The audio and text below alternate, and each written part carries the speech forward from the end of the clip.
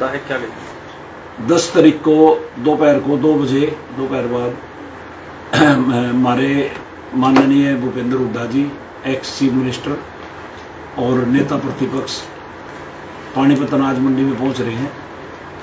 उनके कार्यक्रम के लिए मैंने ये आज मीटिंग बुलाई है, ये प्रेस कॉन्फ्रेंस बुलाई है।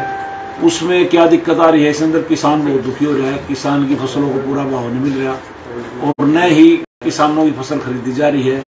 आज भी मंडी में एफड ने माल खरीदने की डेट थी, उसने माल नहीं खरीद दिया और उसने कह दिया भाई तो ये लोस्टर का लॉस होगा या छोटा दाना है, काला दाना है, इसकी जिम्मेवारी आड़ती होगी।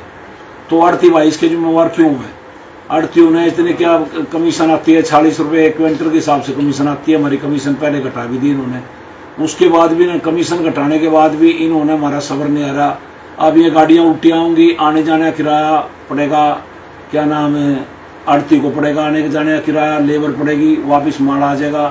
तो आड़ती इतना कितनी कमाई करते हैं इनको, और हमारी आड़त घटाई। सरकार ने ऐसा क्या किया हमारे साथ, जुल्म कर रखे हैं खट्टर साहब ने। और सीएम साहब, हमारे भूतपूर्व सीएम साहब माननीय भूपेंद्र हुड्डा जी ने कल आने वाली 10 तारीख को 2 बजे पानीपत मंडी में आ रहे हैं। वो किसानों की समस्या सुनेंगे और आड़तियों की समस्या सुनेंगे, मजदूरों की सुनेंगे। आप लोगों के चैनल के माध्यम से सभी किसानों को, ज्यादा से ज्यादा किसानों को कहता हूं कि मंडी में आए और अपनी समस्या बताएं और उनकी फसल नहीं बिक्री। आने वाला टाइम कांग्रेस का टाइम है और इस सरकार ने तो जो फंस रहा है वही बेच रहे, इन्होंने तो जो फंस रहा है वही बेच रहे हैं।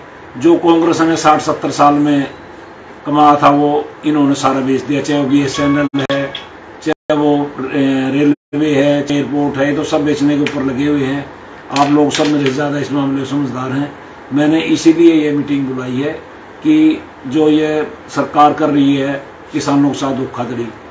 और हुड्डा साहब एक ऐसे नेता हैं, पीछे आपने देखा होगा आड़तियों ने आमरण अनशन पे बैठ के थे करनाल में, और वहां का जो मौके का मुख्यमंत्री है करनाल कॉन्स्टिट्यूंसी से वही था, उसने आगे 5 दिन तक किसी को नहीं उठाया। लेकिन मैं आपके चैनल के माध्यम से माननीय हुड्डा साहब का तहे दिल से धन्यवाद करता हूं और ये कहता हूं कि उन्होंने आके न किसानों को दुख को देखते हुए वो स्ट्राइक खुलवाई और आड़तियों को कहा कि आपकी जो मांगे हैं जायज हैं, इस पे जब हमारा टाइम आएगा इस पर विचार करेंगे।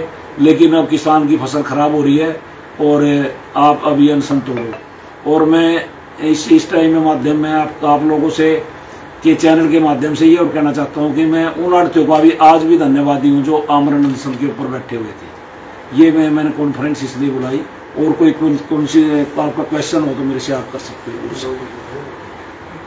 किस तरीके से खरीदी नहीं मंडी की आज क्या हालात ये है, मंडी में बहुत बुरा हाल है। आज कोई खरीदने वाला नहीं, किसान पड़े हैं वहां पर, माल की कोई बोली नहीं खरीद रहे।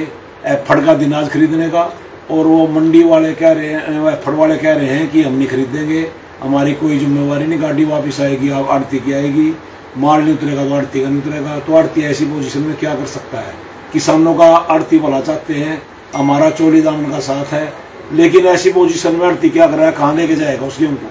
सर एक चीज और है, जैसे कल किसान भवन को लेकर जिस तरीके से चल रहा है, सोनू मालपुरिया अलग से दावेदारी कर रहे हैं, उधर से चढ़ूनी ग्रुप के जो वो हैं जिला अध्यक्ष वो अलग से दावेदारी कर रहे हैं, इसको लेकर आपका क्या कुछ कहना है जिस तरीके से कल बताया जाए?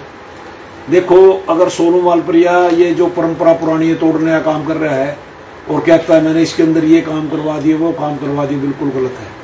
जब ये किसान भवन 88-89 बना था, इसमें आज मैं आप लोगों को बताऊं, आप तो बच्चे हो उस टाइम से, आप कहीं पैदा भी नहीं हुए होंगे। एक माननीय श्री स्वर्गीय माननीय गजे सिंह ईटी होते थे इस राणे से, उन्होंने और मैंने लक्के ने पानीपत में लगभग सभी दुकानदारों से हमने चंदा लिया, हाथ पैर जोड़ के उनसे रिक्वेस्ट की, और ट्रक यूनियन से मैंने इसके अंदर रेत बजरी कोरसेंट सारा मेरा डलवाया हुआ है। और जो कि रियलिटी बेस डीजल यूनियन ने दिया था, रियलिटी बेस के ऊपर इसके अंदर रेत बजरी कोरसेंट डलवाया था। और रियलिटी बेस के बीच में पैसे लेने का तो उन्होंने मेरे से कह दिया जी ये तो किसान भवन है, किसानों का है, साथियों पुराने चले गए बेचारे वो, तो ये तो किसान भवन किसानों का बना हुआ, आपसे अनुरोध है कि आप एक कमरे पत्थर लगवा लो। तो हमारे स्वर्गीय दारा सिंह जी जो फिल्मी एक्टर होते थे वो आकर मेरे कमरे पत्थर लगा गए थे वहां पर। और मैं किसान हूं और किसान भवन से सहानुभूति है, बिल्कुल भी मालपुरिया सोनू मालपुरिया ने बिल्कुल ये नहीं चाहिए कि आप इस किसान भवन को 5 साल का करें या 2 साल का करें।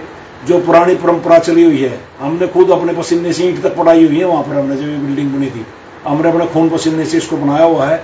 मालप्रिय भाई ने, हमारा भाई है, साथी है, मैं उसको ये रिक्वेस्ट करता हूं कि आप इसको छोड़ दें और आने वाले, जैसे आप 2 साल के हैं, अगला टाइम मेरे ख्याल बापौली ब्लॉक का है, बापौली ब्लॉक के वो बनाए, क्या नाम, प्रधान बनाए। वो कह रहे हैं कि जो उसके खिलाफ आवाज उठाते हैं या विरोध करते हैं, मतलब मैं एंट्री बैन कर दूंगा। पीछे भी देखा, एंट्री बैन वो कैसे कर सकते हैं? ऐसे कौन सी पावर उनके हाथ के अंदर एंट्री बैन करते हैं? कैसे कर देंगे एंट्री बैन? आवाज तो जायज बात तो कोई भी कह सकता है। मैं गलत हूं तो मैं गलत रहा हूँ तो मेरी गलती को सारे गलत कहेंगे, मैं गलत कर रहा तो ये थोड़ा मैं उसकी एंट्री बैन कर दूंगा। कौन होता है एंट्री रोकने वाला? हम पानीपत जिले के किसान है, किसान वहां आएंगे भी जाएंगे, वो कैसे बैन कर देगा? वो किसानों की सेवा करने के लिए बिठा रखा, ना कि तानाशाही करने के लिए बिठा रखा वहां पर। ठीक है सर, सरकार हमेशा हर सीजन में दावा करते हैं हम किसानों की फसल भी, जो इनकम भी वो भी दोगुना करेंगे और सारी फसल खरीदेंगे, लेकिन हर बार किसानों को परेशानी का सामना करना पड़ता है। ऐसा है जी, 2022 में दुगनी आय करने का वादा किया था प्रधानमंत्री जी ने। भाई 2022 में प्रधानमंत्री जी ने कहा था कि दुगनी आय हो जाएगी, लेकिन किसानों की आय तो 50% रहेगी, घटके में 50% भी गई। अभी गेहूं निकल रही, गेहूं किसी के 12 क्विंटल किले में है, किसी 15 क्विंटल किले में है।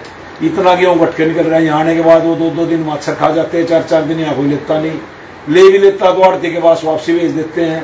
तो ऐसे कैसे काम चलेगा? इन्होंने तो किसानों को मारने का काम कर रखा।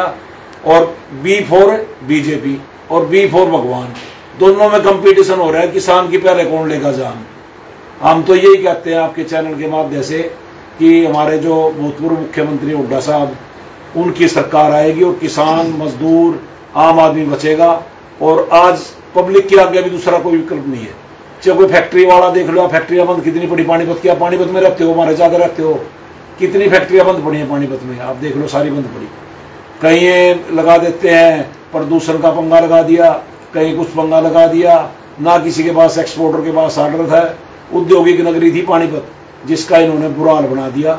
इस सरकार से आम आदमी का, चाहे वो व्यापारी है, चाहे छोटा दुकानदार है, चाहे वो पत्रकार है, चाहे वो किसान है, चाहे मजदूर है, हर आदमी का मुंह बंद हो गया।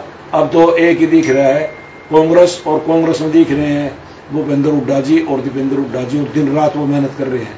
और मैं उनका शुक्रगुजार करता हूं कि आने वाली 10 तारीख को 2 बजे वो पानीपत मंडी में आएंगे, किसानों की, आड़तियों की जो समस्या सुनेंगे।